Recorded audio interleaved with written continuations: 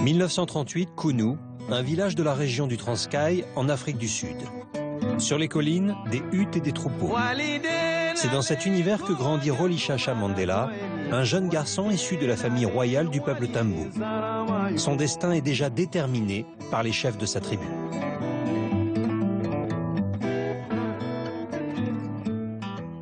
Son père est le conseiller du roi, Daline Diembo, et donc lui est destiné à être conseiller du roi.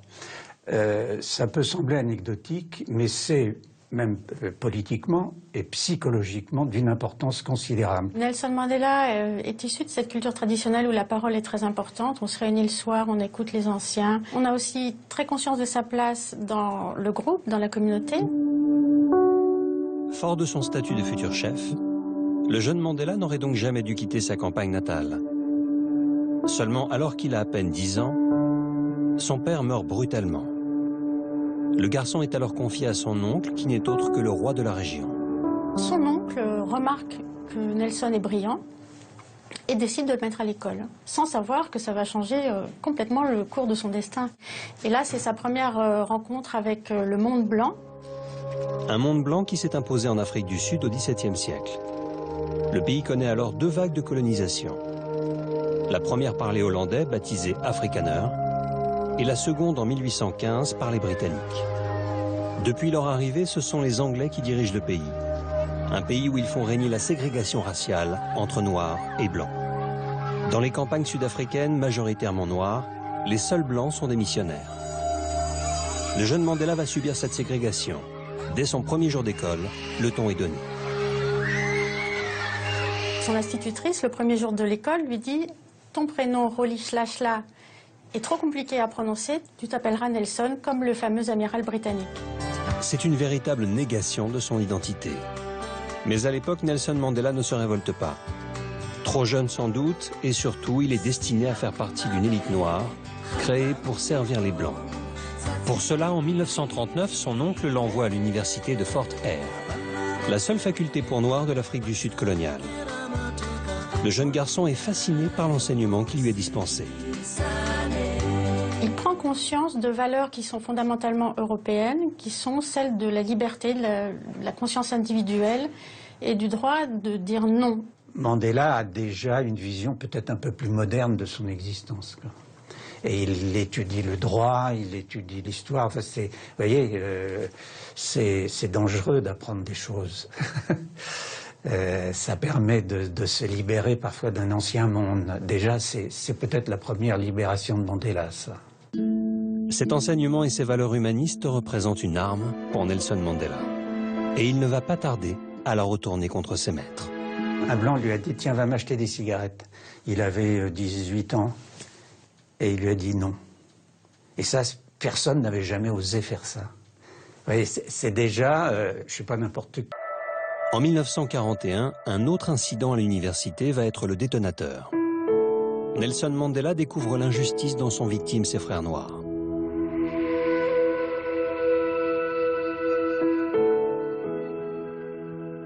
Il y avait un intendant blanc qui a très violemment frappé une employée noire des cuisines.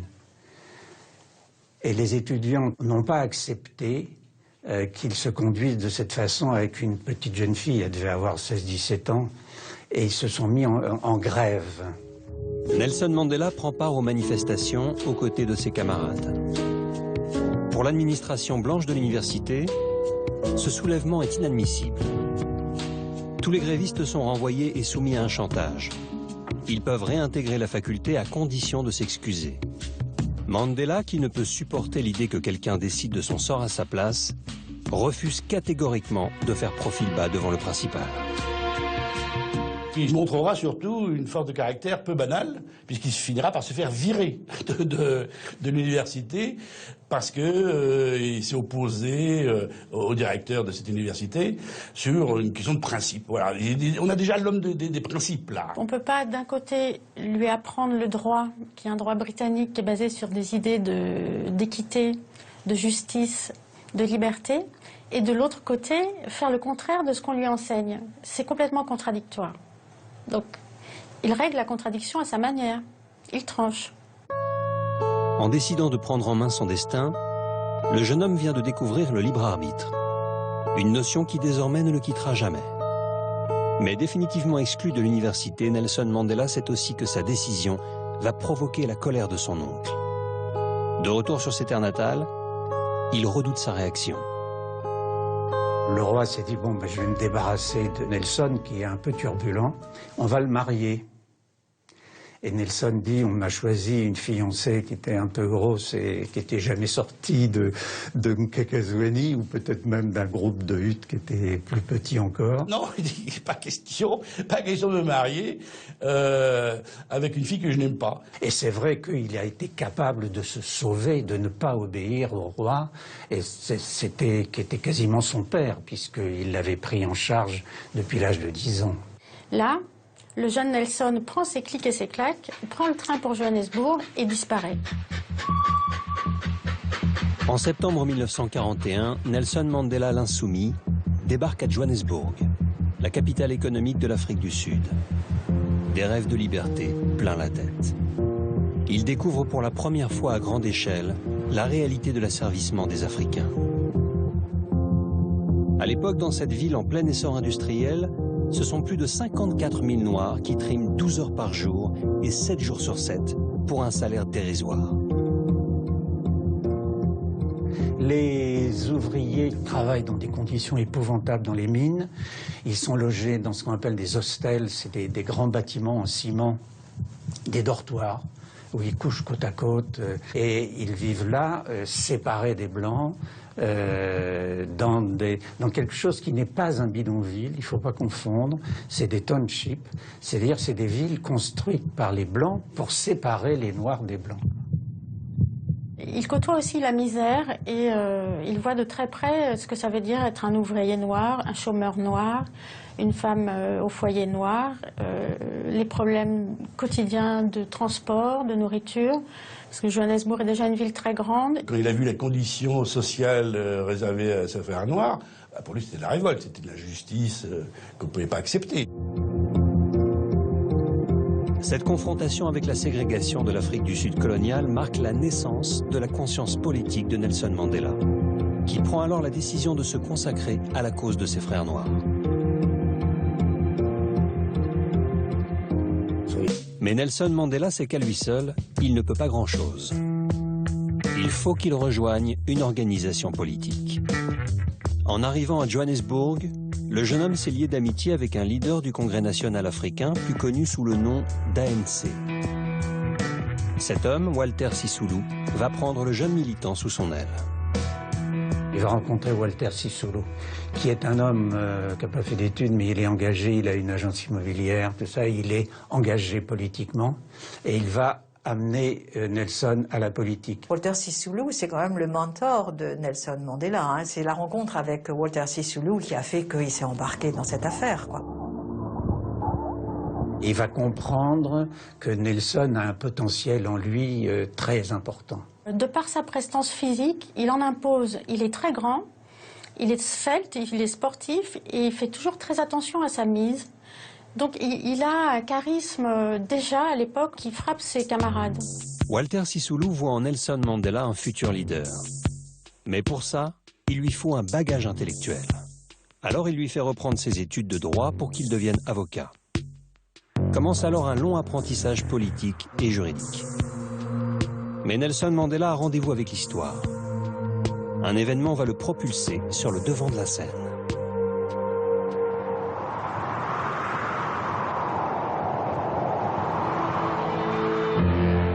À partir de 1948, après la Seconde Guerre mondiale, partout dans le monde, les peuples colonisés reprennent leur liberté et chassent le colonisateur avec violence. En Afrique du Sud, les afrikaneurs de l'extrême droite, qui craignent la contagion révolutionnaire dans leur pays, prônent un durcissement de la ségrégation. En pleine campagne électorale, leur discours est séduisant. Résultat, le 28 mai, ils balaient le pouvoir britannique et peuvent mettre en application leur politique. Un système d'asservissement sans précédent, l'apartheid. C'était développement séparé, c'est-à-dire chacun chez soi, et les vaches seront bien gardées. Hein, c'était ça. Donc les noirs avec les noirs, les blancs avec les blancs, les métis avec les métis. En fait, ça va figer et institutionnaliser une situation qui préexistait. Il y a la classification des individus, il y a l'habitation séparée, il y a les travaux séparés, il y a des métiers que les Noirs n'ont pas le droit de faire, il y a des études séparées. On n'a pas le droit d'épouser quelqu'un, les mariages mixtes sont interdits. Il commence à y avoir des écriteaux partout, dans les jardins publics, c'est marqué « pas de chiens ». Et en dessous, pas de noirs. Il va falloir produire un pass, le fameux pass, qui est un laissez-passer qui permet aux noirs de circuler dans la ville et d'aller des zones blanches aux zones noires. On était dans une logique complètement folle où on considérait qu'un noir n'avait pas les mêmes droits qu'un blanc. Qu'un noir était presque un animal, je veux dire. Ces 200 lois, en fait, organisent et brident la vie de tous les individus, même au sens le plus intime et le plus personnel. Pour Nelson Mandela et les autres jeunes militants de l'ANC, ce durcissement du régime est intolérable. Ils ont à peine 30 ans, ils sont quelques centaines et pour la première fois, ils se lèvent contre l'oppression. Pour eux, c'est le moment de passer à l'action de masse en organisant des manifestations pacifiques. Le but, tenter de faire plier le gouvernement. Mandela, lui, considère qu'il faut faire une sorte de front commun de tous ceux qui veulent lutter contre l'apartheid. Il utilise des techniques de non-violence. Et c'est ce qu'on appelle les campagnes de défi, c'est défier le système. Les premières actions, c'était le boycott des bus d'Alexandra, le quartier où il vivait, sachant que le prix des tickets avait augmenté de façon incroyable. Et il a dit, bon, écoutez, on va se mettre en grève, on va plus prendre le bus. Voilà. Et donc les patrons blancs vont bien être embêtés. Toujours en première ligne des manifestations, Nelson Mandela fait forte impression. Il se voit alors confier de plus en plus de responsabilités au sein de l'ANC, mais surtout il commence à se faire une réputation auprès de la communauté noire. Il y a un film qui le montre d'ailleurs, marchant toujours remarquablement habillé avec des costumes bien coupés, une cravate et tout, et il se promène dans les taudis des townships et même des bidonvilles pour mobiliser les gens et tout. Il est déjà une personnalité en vue de l'Afrique du Sud noire. Parce qu'il est généreux, parce qu'il est prêt à se battre, parce qu'il se lève à 5 h du matin et il se couche à 1 h du matin, parce qu'il est tout le temps en train de se battre. Et c'est comme ça qu'il va commencer à avoir une petite célébrité médiatique en Afrique du Sud. Plus rien ne semble devoir arrêter l'ascension du jeune militant, si ce n'est sa femme. Une fille de sa tribu qu'il a épousée à son arrivée à Johannesburg. Elle voudrait qu'il mette fin à son engagement pour se consacrer à sa famille.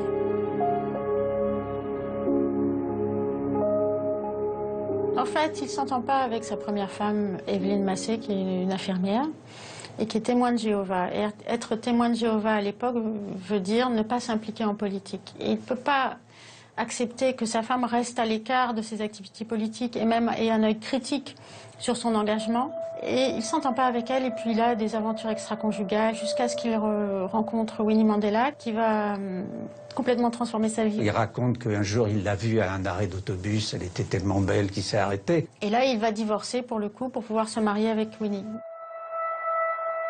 Elle a toujours été très fidèle à Nelson Mandela et toujours en accord parfait avec son combat politique. Quand Winnie se marie avec Nelson Mandela, elle est très consciente qu'elle se marie avec une cause, et pas seulement avec un homme. Et elle va accepter d'en payer le prix. Et le prix est élevé.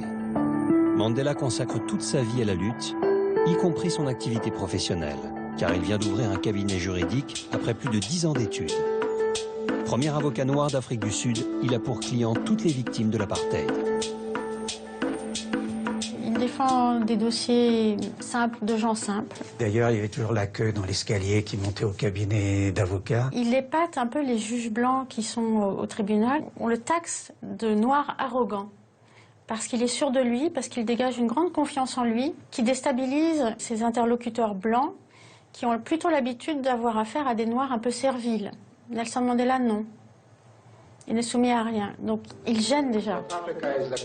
Il va commencer à être un des points de mire du pouvoir parce qu'on comprend qu'il prend des responsabilités de plus en plus importantes. Les autorités cherchent alors par tous les moyens à museler ce révolutionnaire, à l'esprit beaucoup trop libre à leur goût. On lui interdit de prendre la parole en public, on lui interdit ceci, on l'arrête. Parce qu'il y a cette espèce de harcèlement des responsables politiques dans une lutte qui monte petit à petit, parce que l'apartheid, qui est un système aberrant, ne peut exister, ne peut se maintenir que par la violence. Une violence aveugle qui va se manifester de plus en plus souvent jusqu'au drame du 21 mars 1960. Ce jour-là, à Sharpeville, des milliers de Noirs manifestent pacifiquement contre les lois injustes de l'apartheid. La foule de manifestants s'est rassemblée autour d'un poste de police. Les policiers se sont sentis menacés. Il y en a un qui a commencé à tirer, tous les autres ont tiré, et ça a été un carnage. C'était 60 morts. Suite à une manifestation pacifique, les policiers n'ont pas hésité à tirer comme ça, à bout portant, sur les femmes, des enfants. Ils ont bouleversé, choqué effectivement tous les leaders de l'ANC. C'est un tournant historique dans l'histoire de l'Afrique du Sud de l'époque. Et plus rien n'est envisageable de la même manière après. Le gouvernement, qui a peur que le pays s'enflamme, impose alors la loi martiale et interdit purement et simplement l'ANC. Nelson Mandela en est persuadé, ce n'est plus qu'une question de jours avant qu'on vienne l'arrêter. Pour pouvoir continuer le combat, il n'a d'autre choix que d'entrer dans la clandestinité. Un matin d'avril, il laisse Winnie et ses 2 filles en bas âge sans se retourner. Il est désormais un homme traqué. Dans les jours qui suivent, il va basculer dans l'action directe.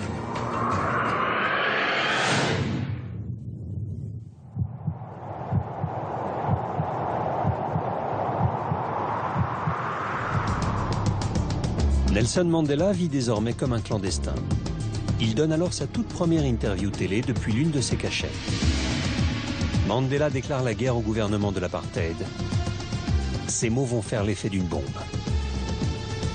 There are many people who feel that the reaction of the government to our stay at home,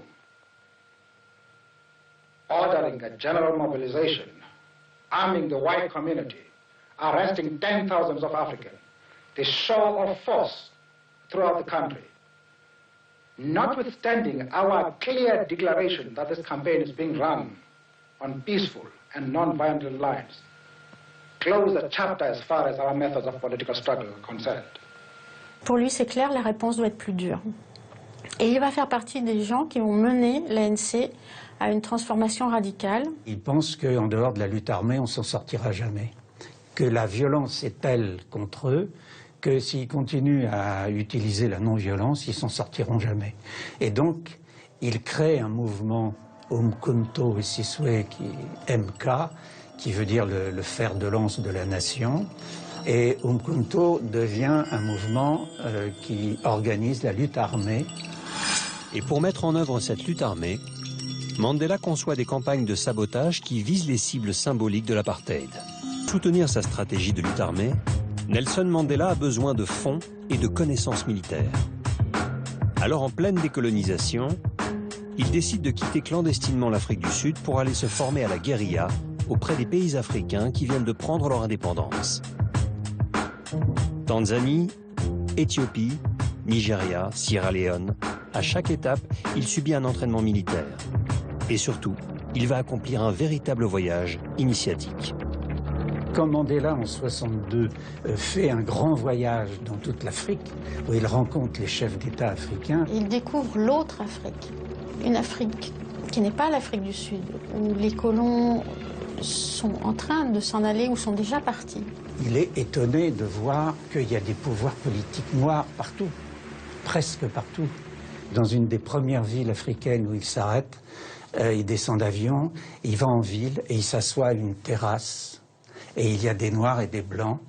Et il y a un garçon blanc qui vient de servir.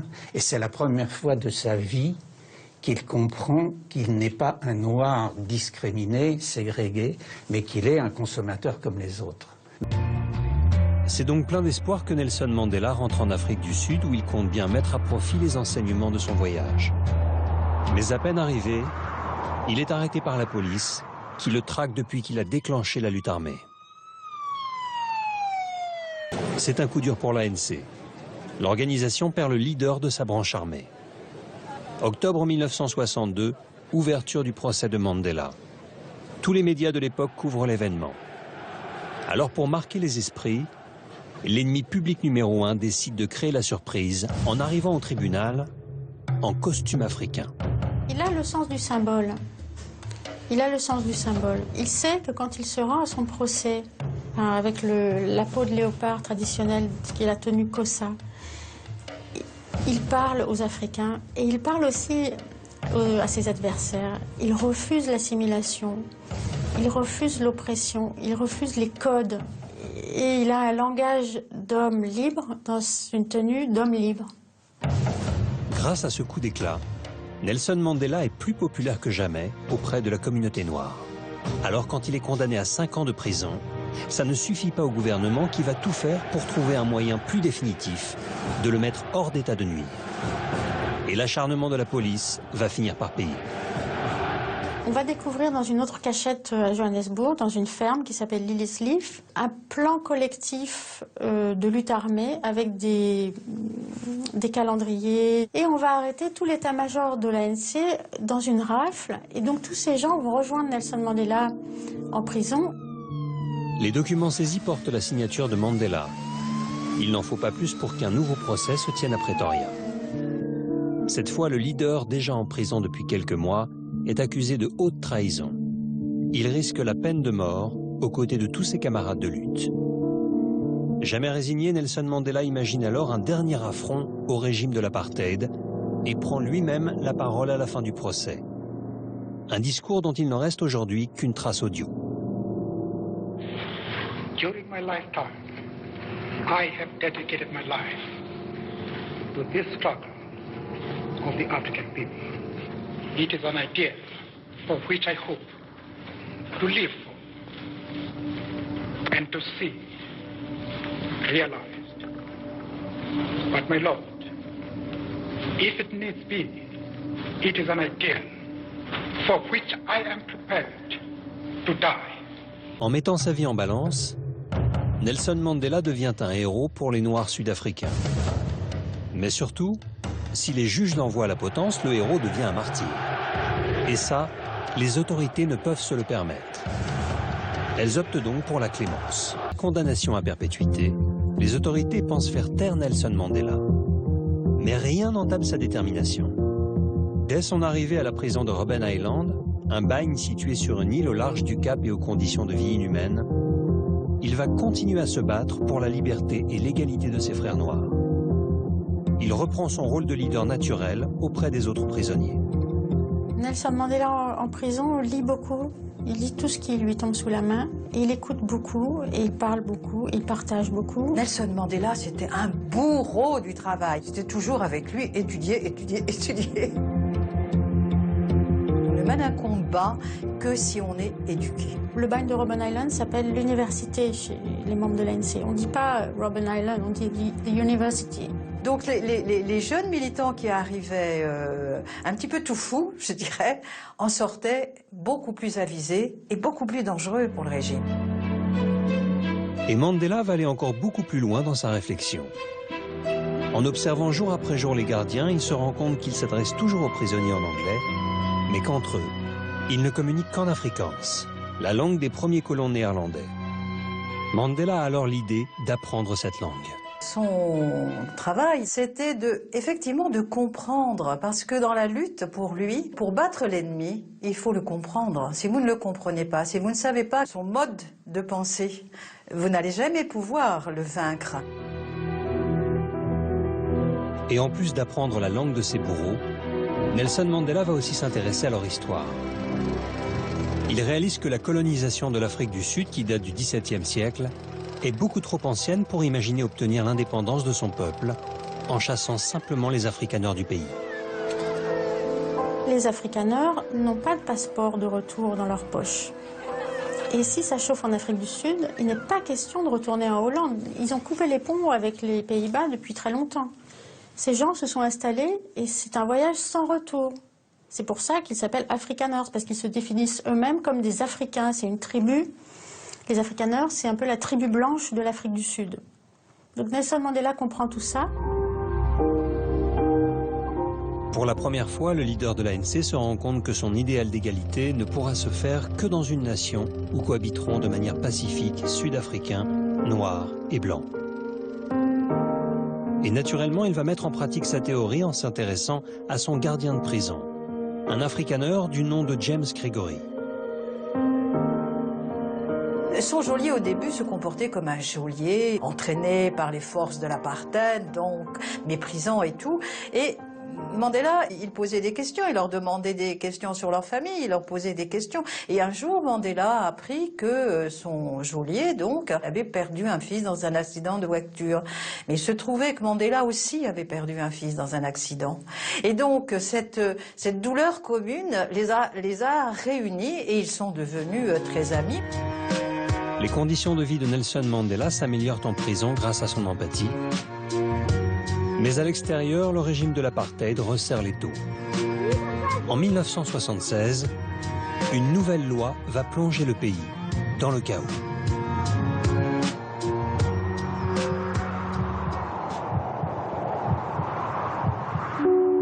« 16 juin 1976, il est 8 h du matin. La nouvelle vient de tomber à Soweto, le plus grand township de Johannesburg. Le régime de l'apartheid impose sa propre langue, l'Afrikaans, comme langue d'enseignement.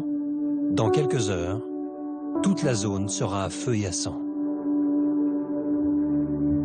On veut qu'ils fassent leurs études en afrikaans et non pas en anglais. C'est leur couper toute possibilité d'un travail un peu plus intéressant. Puis en plus, l'afrikaans, c'est la langue des Afrikaners, c'est la langue des oppresseurs, donc on n'en veut pas.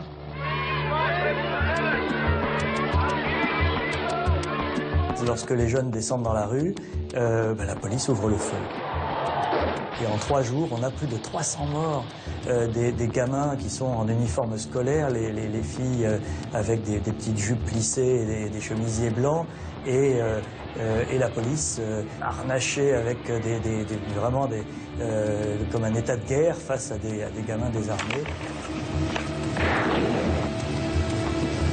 Cette photo de Hector Peterson, ce jeune garçon de 13 ans qui a été tué par la force de police, a fait le tour du monde. Et là, on ne pouvait pas rester... on ne pouvait pas dire, mais l'apartheid, c'est pas si mal que ça. C'était pas possible. Quand un régime, quel qu'il soit, tire sur des écoliers, parce que c'était quand même des gamins, il y a un moment donné où trop c'est trop, quoi. C'est pas possible.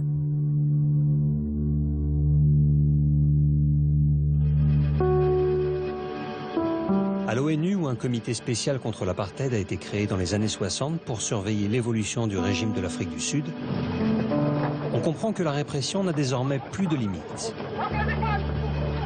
On craint même pour la sécurité des leaders de l'ANC emprisonnés à Robben Island. Un rapport accablant sur les conditions de vie de la prison est publié. En clair, le régime n'est pas prêt à céder à la pression. Seulement dans les années 80, partout dans le monde, les leaders de l'ANC en exil agissent sans relâche pour dénoncer l'apartheid et nuire à l'économie de l'Afrique du Sud.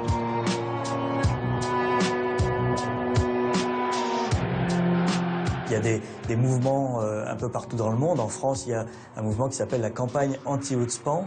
Outspan, c'est la marque des oranges sud-africaines. Et donc, à travers la France, on lance des campagnes pour boycotter les oranges qui viennent d'Afrique du Sud. Il y a eu le boycott des rencontres sportives. On refuse de jouer avec les Springboks, l'emblème du sport sud-africain, cette équipe de rugby extraordinaire.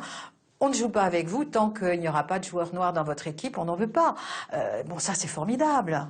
Ça marque l'opinion publique. Hein. Concerts, boycotts, manifestations et pétitions. Grâce à toutes ces initiatives, plus personne n'ignore ce qu'est l'apartheid. Mais surtout, le monde entier a découvert un visage, celui de Nelson Mandela. Le héros de la lutte devient une icône planétaire. En devenant une icône à travers le monde, Nelson Mandela n'a jamais été aussi dangereux pour le régime de l'apartheid. L'opinion internationale se dresse contre l'Afrique du Sud. Le héros est en détention, réduit au silence, mais rien n'arrête le mouvement. Pour désamorcer la bombe, les autorités tentent une ultime manœuvre, le chantage.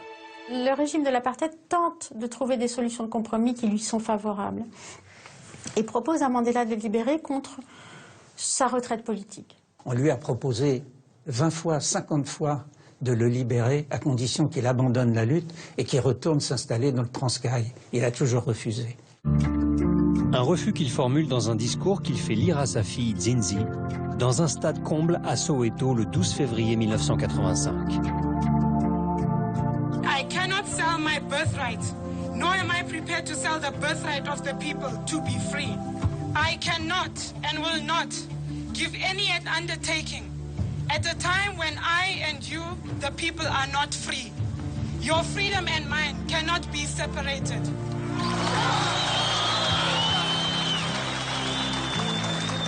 I will return. Enflammés par ce discours, les nouvelles générations de militants anti-apartheid renforcent leurs protestations à travers tout le pays. Le gouvernement, dépassé par les événements, instaure l'état d'urgence dans l'espoir de rétablir le calme. L'état d'urgence, ça veut dire que le pays devient en fin de compte une vaste prison. Puisqu'il y a le couvre-feu, puisque tous les rassemblements sont interdits, la presse est censurée. Ça n'empêchait pas les gens de protester. Au contraire, plus il y avait de répression, plus les gens étaient militants. Donc, le pays devenait ingouvernable. Noir comme blanc, on a envie de sortir de là. C'est l'époque où les jeunes blancs commencent à faire des voyages partout, en Amérique, en Europe. Et ils sont fatigués de se faire montrer du doigt partout comme des racistes absolus. Il y a une sorte de ras-le-bol général après des décennies de chaos et de répression. Et puis économiquement, vous savez, c'est très bien de mettre la police et l'armée dans tout le pays, mais ça coûte très cher. Et c'est l'argent qui sera le levier de la liberté. Cette même année 1985, poussée par leur opinion publique, les États-Unis et l'Europe annoncent l'arrêt de toute relation économique avec le régime de l'apartheid. Le pays est alors contraint de vivre en autarcie, une situation qui ne fait qu'empirer jusqu'en 1989. L'Afrique du Sud est au bord de l'asphyxie. Un nouveau président prend la tête de l'État. Il s'appelle Frédéric de Klerk et il a compris qu'il doit trouver un moyen pour lever l'embargo qui paralyse le pays. Et pour ça, il doit faire un geste symbolique, tendre la main à l'ennemi de toujours. Le 2 février 1990, à la surprise générale, le président fait une annonce inespérée.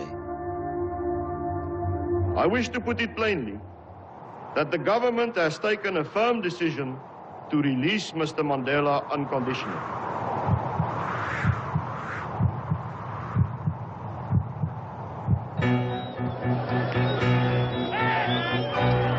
Le 11 février 1990 à 15h15, Nelson Mandela, 72 ans, franchit les portes de sa prison au Cap. À ses côtés, son épouse Winnie qu'il tient par la main. Après 27 années de captivité, le leader du peuple est enfin libre. Nelson Mandela est acclamé par la foule jusqu'au centre du Cap. Une heure plus tard, au balcon de l'hôtel de ville, il prononce son premier discours d'homme libre. I greet you all in the name of peace, democracy and freedom for all. I stand here before you not as a prophet, but as a humble servant of you, the people. Tous les yeux sont braqués sur l'Afrique du Sud et tout le monde s'interroge sur les intentions de Nelson Mandela. Système, Nelson Mandela est sur le point de le révolutionner. Il a compris que Frédéric de Klerk l'a fait sortir de prison pour faire lever les sanctions qui pèsent sur le pays. Il est donc en position de force pour obtenir au plus vite l'abolition de l'apartheid et réaliser son idéal de nation multiraciale. One of the things I'm going to urge on him is to abandon the concept of group rights or minority rights without any reservation. Mais alors que Nelson Mandela est sur le point de faire aboutir ses revendications, il est éclaboussé par un scandale. Winnie, sa femme adorée, est accusée d'être complice d'un assassinat perpétré par ses gardes du corps dans sa propre maison. La victime est un jeune noir de 14 ans dont le seul crime était d'être homosexuel. Les 27 années d'emprisonnement de son mari ont transformé la gentille épouse en militante radicale. Winnie, franchement, elle en a pris plein la gueule, Winnie, vraiment. Et ça l'a amenée à prendre des positions extrêmes et à faire des choses qu'elle n'aurait pas dû faire. La presse aux mains du pouvoir blanc s'empare aussitôt de l'affaire pour discréditer Nelson Mandela. C'était magnifique, en une. Hein. On disait Winnie Mandela accusé de meurtre, c'était une belle une, quoi. C'était tellement énorme que c'était bien pour la presse. Pendant ce temps-là, on ne parlait pas des choses de fond. Mandela, la mort dans l'âme, est contraint de demander le divorce pour ne pas entacher sa réputation. Et le leader du peuple n'est pas au bout de ses tourments. Le 30 juin 1991, Frédéric de Klerk, acculé, lui concède enfin l'abolition de l'apartheid. Une décision qui provoque une vague de peur chez les Blancs qui craignent d'être chassés du pays. Alors le président va tenter une dernière manœuvre pour essayer de garder le pouvoir malgré tout. De Klerk va inciter l'Inkatha, le parti noir zoulou opposé à l'idée d'Afrique du Sud multiraciale, à s'en prendre aux militants de l'ANC pour provoquer une guerre civile. Le but, affaiblir Nelson Mandela et son discours rassembleur. Le pouvoir blanc tente des manœuvres pour affaiblir ses opposants. Il lâche notamment des milices zoulous qui viennent semer la terreur dans les townships, notamment à Johannesburg. Il y a des centaines de morts dans ces affrontements incroyables. On a découvert que les massacres entre ANC et Inkatha étaient en fait payés par le gouvernement de Klerk en sous-main pour foutre la pagaille et pour faire déraper les négociations. Mandela a tapé sur la table en disant maintenant ça suffit comme ça, ou on négocie in good faith, de bonne foi, ou on ne négocie plus. Parce que ça c'est pas possible. Vous pouvez pas massacrer mon peuple et négocier avec moi, ça va pas ça. Démasqué, de Klerk n'a plus aucun moyen de faire durer plus longtemps l'hégémonie blanche. Il accepte enfin d'organiser les premières élections libres d'Afrique du Sud. Tous les sacrifices de Nelson Mandela portent enfin leurs fruits. Il est même récompensé par la communauté internationale qui lui attribue le prix Nobel de la paix le 15 octobre 1993. Ce jour-là, en signe d'apaisement, il partage le prix avec son ennemi d'hier. C'est un prix Nobel qui a fait couler beaucoup d'encre, hein, qui n'a pas été admis très facilement, parce que beaucoup trouvaient quand même que c'était faire beaucoup d'honneur à de Klerk. Mandela a beaucoup insisté pour que ce prix soit partagé, parce que c'était dans sa ligne de conduite. Mandela a voulu associer les Blancs à l'issue heureuse de ces négociations, parce que il savait très bien qu'il y avait un problème de confiance au niveau de la population blanche. On ne rejette pas l'ennemi à la mer, mais on partage avec lui et on ouvre une nouvelle page de notre histoire, mais ensemble.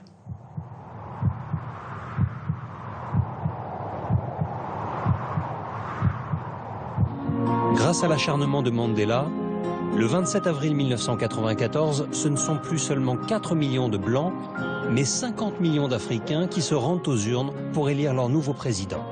Pour tous les Noirs dont le seul droit jusqu'à présent était de se taire, c'est un moment historique. Aux 4 coins du pays, tous les bureaux de vote sont pris d'assaut. Il y avait des files d'attente d'électeurs sur des kilomètres. Les gens s'étaient levés à 2 h du matin pour être sûrs de pouvoir voter. C'est là que le miracle se produit. Les élections se passent sans heurts, les Blancs et les Noirs votent ensemble pour la première fois. Imaginez des gens qui ne savent ni lire ni écrire, qui n'ont jamais voté de leur vie et qui vont voter. Enfin, Mandela, il a voté à 75 ans pour la première fois de sa vie. Mais il y avait plein de gens comme lui, hein. C'était absolument extraordinaire. Jacqueline Derens, militante anti-apartheid de la première heure, assiste aux élections en tant qu'observatrice de l'ONU. Elle appréhende alors de manière concrète à quel point la population noire a été maintenue dans le dénuement depuis des siècles. Il y avait une grand-mère qui venait voter. Je veux aider la grand-mère et très stupidement de ma part, je lui donne le crayon, je lui dis, vous faites une croix. Et j'avais oublié quelque chose. Quand on n'a jamais tenu un crayon, on ne sait pas faire une croix. C'est un peu le souvenir qui vraiment m'a marqué. Le résultat des élections est historique, lui aussi. L'ANC de Mandela obtient 63% des suffrages. L'espoir d'une vie meilleure pour les Noirs prend enfin corps quand il fait sa première apparition en tant que chef d'État devant des milliers de Sud-Africains en liesse. In the effort to implant hope in the breasts of the millions of our people, we enter into a covenant that we shall build a society in which all South Africans, both black and white, will be able to walk tall without any fear in their hearts, assured of their inalienable right to human dignity, a rainbow nation at peace with itself and the world. On ne remplace pas la domination blanche par la domination noire, on crée une démocratie multiraciale. Pour réaliser cette nation arc-en-ciel, Nelson Mandela va mettre en œuvre un système inédit qui vise à guérir les blessures du passé et permettre aux ennemis d'hier de vivre ensemble. C'est ce qu'il appelle les commissions vérité et réconciliation. C'était pas vérité et règlement de compte, vérité, c'était vérité et réconciliation. Ça veut tout dire, ça. Les bourreaux d'hier sont invités à venir reconnaître leurs crimes et si leurs aveux sont sincères, ils sont absous.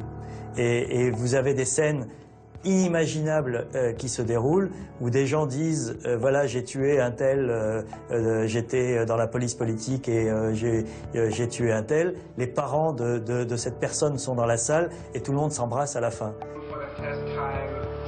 C'était à la télévision, cette commission Vérité et Réconciliation. Il y a beaucoup de Sud-Africains qui ont découvert ce qui se passait dans leur pays parce que le régime d'apartheid mentait, cachait ce qui se passait.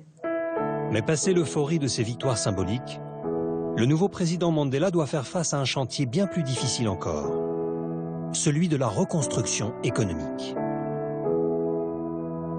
La township, c'est 3 millions d'habitants.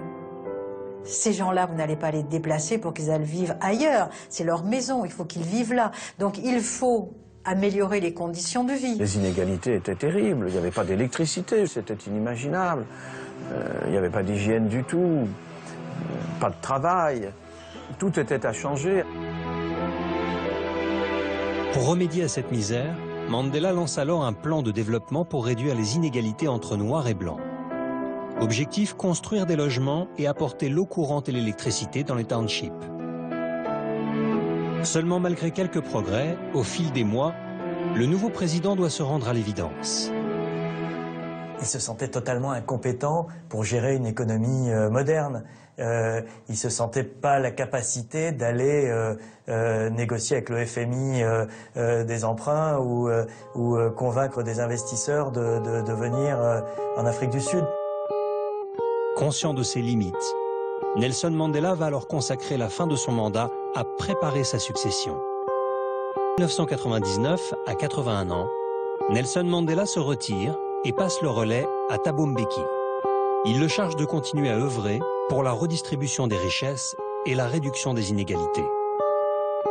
Pourtant, 15 ans plus tard, 20% des familles noires vivent encore avec moins de 100 € par mois et le chômage touche près de 5 millions d'Africains. Le miracle n'a pas eu lieu, mais l'espoir est toujours là. On ne peut pas effacer 3 siècles de colonisation et 50 années d'apartheid en 20 ans. C'est pas possible.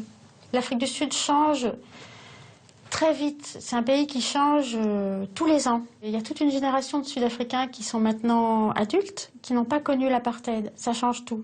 Et on n'est plus dans un pays qui était au bord de la guerre civile. C'est devenu un pays normal, avec des institutions démocratiques normales et avec, je dirais, une inégalité sociale normale qu'il faudra résoudre. Et ça va prendre du temps. Après son mandat, Nelson Mandela n'est pas intervenu dans la vie politique du pays, mais il a continué à prodiguer ses conseils quand on le lui demandait. Au crépuscule de sa vie, on peut alors se demander quelle Afrique du Sud Nelson Mandela va laisser derrière lui. Il est déjà parti, Mandela. Il n'est plus là, il ne parle plus, il ne sort plus. Et l'Afrique du Sud tourne. Et c'est ce que les diplomates sud-africains appellent en souriant la WAM question, what happens after Mandela. Et lui-même, il a répondu à cette question en disant, après Mandela, la vie continue.